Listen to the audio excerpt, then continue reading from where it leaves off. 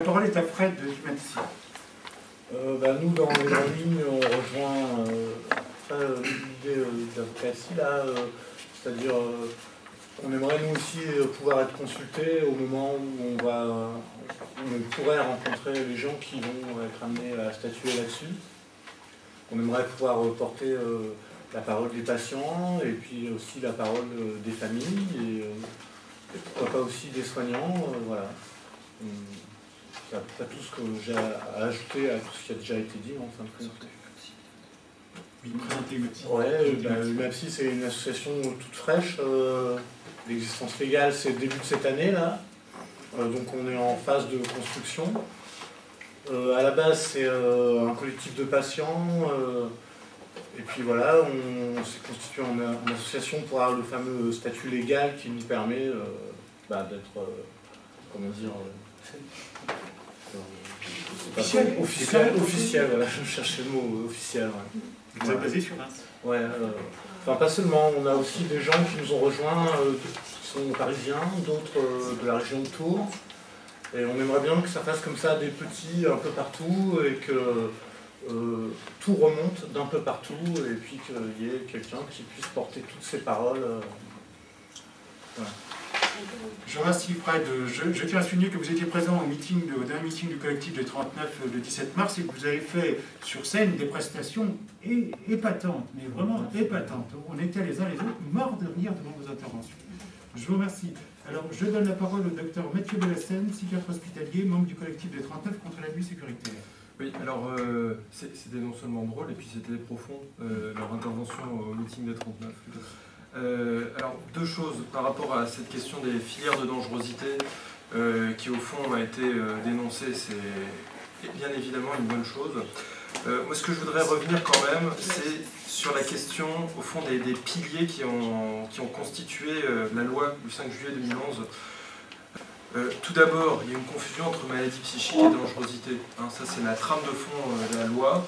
Bon, le collectif des 39, nous, on s'est fondé au moment du discours du président de la République à Antony, où il y avait clairement cet amalgame-là entre le contrôle de l'ordre public et les soins, il va falloir choisir, et plus sur une version de contrôle de l'ordre public.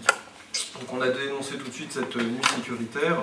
Donc ça, c'est le premier amalgame. Le deuxième, c'est quand même la confusion entre soins psychiques et traitements médicamenteux. Je crois que ça, c'est vraiment important à relever parce qu'au fond, les protocoles de soins, les programmes de soins, c'est basé sur le fait qu'au fond, les patients devraient prendre et notamment les patients psychotiques, leur injection de neuroleptique retard une fois par mois. Donc s'ils ne viennent pas au CMP, au centre de consultation, alors on ira à domicile leur faire leur injection retard. Je crois qu'il faut se dire quand même que depuis 50 ans, il n'y a eu aucune avancée au niveau des traitements médicamenteux, si ce n'est sur les effets secondaires, bon, mais il n'y a pas eu de révolution. Ça, c'est vraiment important à préciser.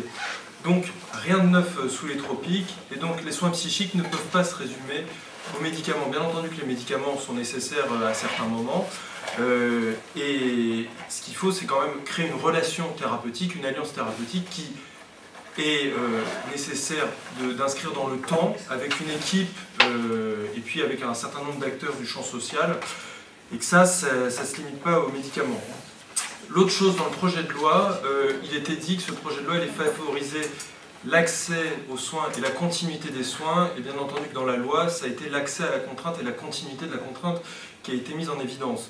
Et ça, on voit ça tous les jours. Alors, l'autre chose aussi, ce qui a été difficile pour analyser cette loi, c'est qu'au fond, il y avait deux plis distincts qui ont travaillé cette loi. Le premier pli, défense des libertés, avec en effet le juge qui arrive au niveau des soins contraints, et de l'autre côté, toute la question sécuritaire qu'avait promu le gouvernement. Et je crois qu'il y a eu on a mis ça dans un checker, et ça a fait la loi du 5 juillet 2011, avec une difficulté d'analyser les choses qu'on a vues à la fois dans les médias, mais aussi dans les milieux professionnels, où on se félicitait de cette loi, puisque le juge arrivait, sans voir que le point énorme, c'était quand même les soins sans consentement ambulatoire, qui au fond, aujourd'hui en France, on peut aller au domicile de quelqu'un pour lui faire une injection sans qu'il le souhaite. C'est quand même une violation du domicile. Enfin bon, Donc ça, je ne vais pas revenir dessus parce que moi, je ne suis pas juriste. Donc il y a ça. Et la dernière chose quand même d'importante, c'est qu'au fond, cette loi, elle s'est fondée sur un état d'exception et pas un état démocratique. C'est-à-dire qu'on prend une situation extrêmement minime, c'est-à-dire les hospitalisations sous contrainte, 70 000 par an, alors que, comme vous l'aviez rappelé, il y a 1 200 000 personnes qui sont suivies en psychiatrie. Bon. Il est possible d'enfermer quelqu'un sous contrainte, ça c'est possible. Mais soigner quelqu'un sous contrainte, ce n'est pas possible. C'est-à-dire qu'il y a une dépossession du terme même de soins. Et je crois que ça c'est important à comprendre, parce que sinon on se félicite tous du fait qu'enfin il va y avoir un accès aux soins, etc. Mais ce n'est pas des soins. La contrainte n'est pas un soin, c'est une contrainte. Bon. Alors ce que vous dites sur ce dépli, enfin ces disjonctions entre d'un côté obligation et d'un autre contrainte, c'est-à-dire qu'il y aurait une obligation qui ne serait pas une contrainte, comme quoi la psychiatrie rend flou, c'est sûr. Bon, même le Conseil constitutionnel, bon, ben, voilà, ils sont aussi... Hein, bon, ça je laisserai juger, mais comme quoi cet objet qui est la psychiatrie, ça produit quand même un certain nombre d'effets compliqués. Alors, je terminerai...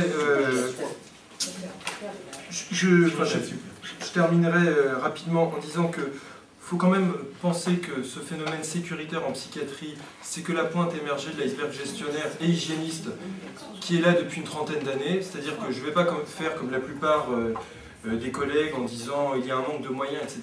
Pas seulement. Il y a un manque de moyens pour penser les choses, hein, un manque de formation, il y a un manque de moyens financiers, c'est évident, mais ça ne suffit pas à expliquer la dérive actuelle de la psychiatrie.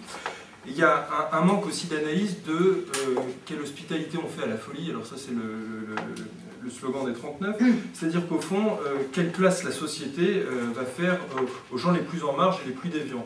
Et je crois que ça c'est un problème politique. Donc la clinique, bien entendu, est politique. Le boulot de psy en général, parce que le collectif des 39 n'est pas une association de psychiatres, c'est pas une association d'ailleurs, c'est un collectif. Il y a des soignants, il y a des patients, mais il y a des familles.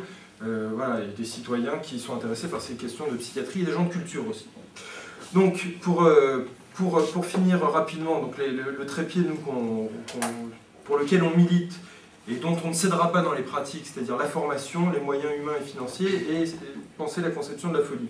Ensuite, les revendications du collectif des 39, on a interrogé tous les candidats de gauche lors du dernier meeting des 39. On n'a pas interrogé les gens de droite puisqu'ils ont mis en acte la politique.